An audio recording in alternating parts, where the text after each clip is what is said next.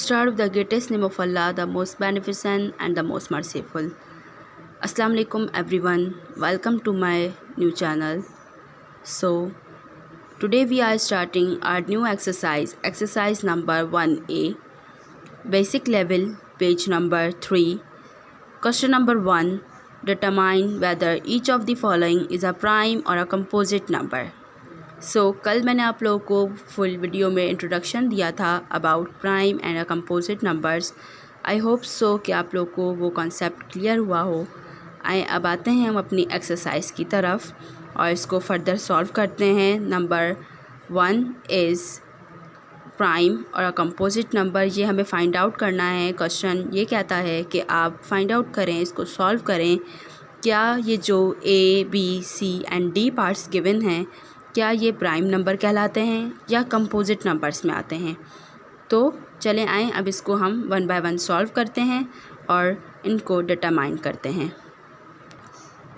जैसा कि मैंने आपको क्वेश्चन बताया, क्वेश्चन नंबर 1, प्राइम और कंपोजिट नंबर्स और फैक्टराइजेशन. नंबर ए है हमारे पास 87.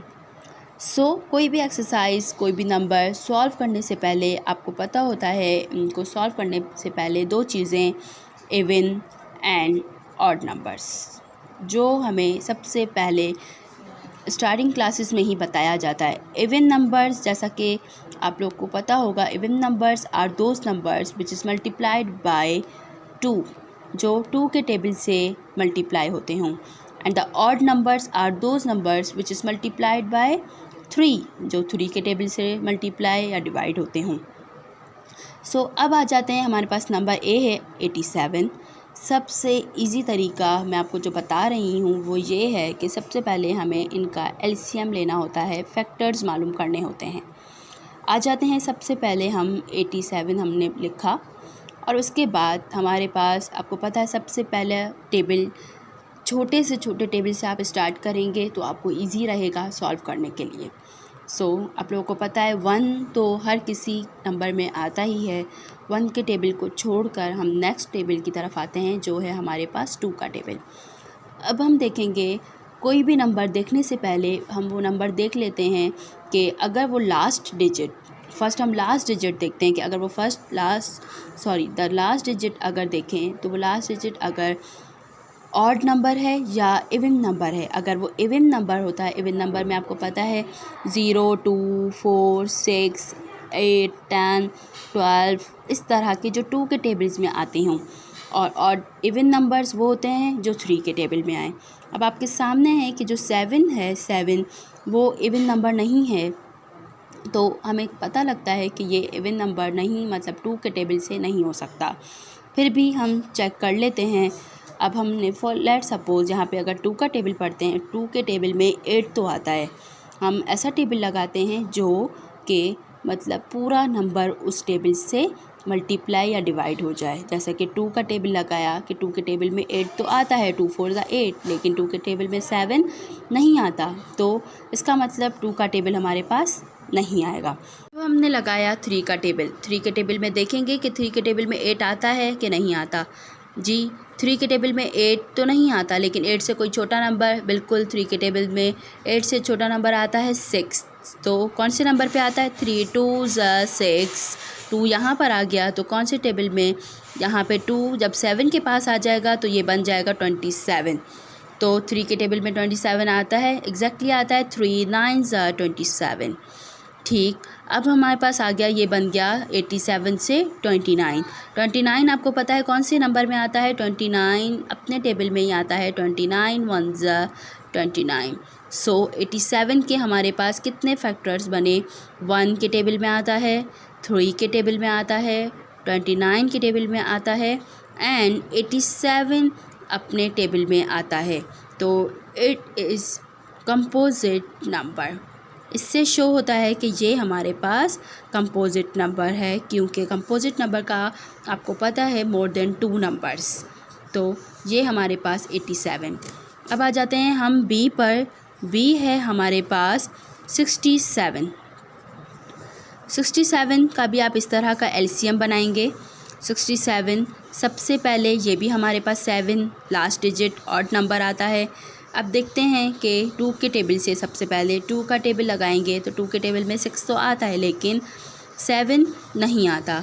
3 के टेबल में 6 आता है लेकिन 7 नहीं आता।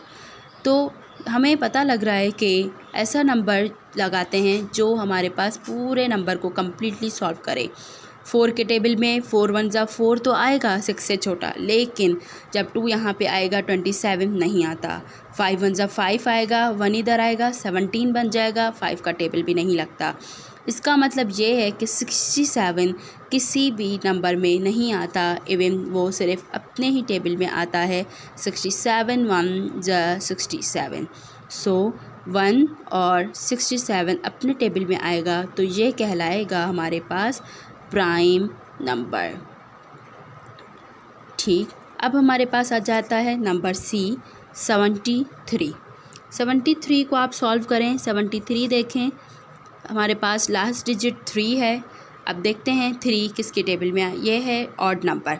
ऑड नंबर आपको पता है 3 से स्टार्ट होते हैं, 3 5 7 9। अब सबसे पहले 2 के टेबल में 7 नहीं आता, लेकिन 2 से छोटा नंबर 6 तो आता है, लेकिन जब वहाँ 1 कैरी जाएगी तो 13 नहीं आता। अब हमारे पास 3 का टेबल ले लें। 3 के टेबल में 7 नहीं आता। 3 के टेबल में छोटा नंबर 6 तो आता है, लेकिन 13 नहीं आता। 2 का टेबल भी नहीं, 3 का टेबल भी नहीं, 4 का टेबल भी नहीं। इसका मतलब ये है कि 73 सिर्फ़ और सिर्फ अपने टेबल में ही आता है। 73 1 ज़ा 73। तो यहाँ पर हमने इसका सॉल्यूशन भी निकला 1 और 73। This is called prime number. अब आ जाते हैं हम 4 नंबर पर। Number 4 is 91। अब 91 को कैसे सॉल्व करेंगे, 91 का भी देखेंगे कि 91 किसके टेबल में आता है। Last digit is 1। 1 का मतलब है कि ऑड नंबर। ऑड नंबर, ठीक। सबसे पहले हम 2 का टेबल, आपको पता है 2 के टेबल में वही आते हैं जो इवन नंबर्स हों। 3 के टेबल में 3 3 ज़ा 9 आता है, लेकिन 1 नहीं आता।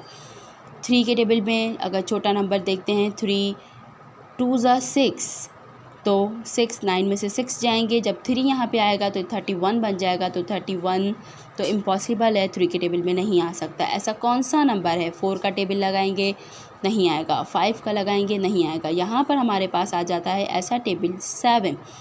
7 के टेबल में 9 नहीं आता, लेकिन 9 से छोटा नंबर 7 1 ज़ा 7। जब हमारे पास 9 में से 7 जाएंगे तो रिमेनिंग हमारे पास 2 बचेंगे। जब 2 1 के पास आएगा तो ये बन जाएगा 21। 7 के टेबल में 21 आता है, एग्जैक्टली आता है। 7 3 ज़ा 21। ये हमारे पास कौन सा डिजिट बन गया? 13। एज यू नो 13 12, 13 से छोटा नंबर 12 आता है 2 के टेबल में, 3 के टेबल में, 4 के टेबल में। 13 अपने अलावा कहीं नहीं आता, तो 13 का एलसीएम आ जाएगा 13 1 ज़ा 13। इसका मतलब 91 के कितने फैक्टर्स बने? 1 के टेबल में, 7 के टेबल में आता है, 13 के टेबल में आता है और 91 अपने आता है। More than 2 factors, this is called composite numbers. ये था आज का हमारा क्वेश्चन नंबर 1 फुल डिटेल। और अगर आपको एनी काइंड ऑफ क्वेश्चन कुछ पूछना हो इसके रिलेटेड, तो आप मुझे कमेंट सेक्शन में पूछ सकते हैं। So kindly subscribe my channel and press the bell icon for the new update.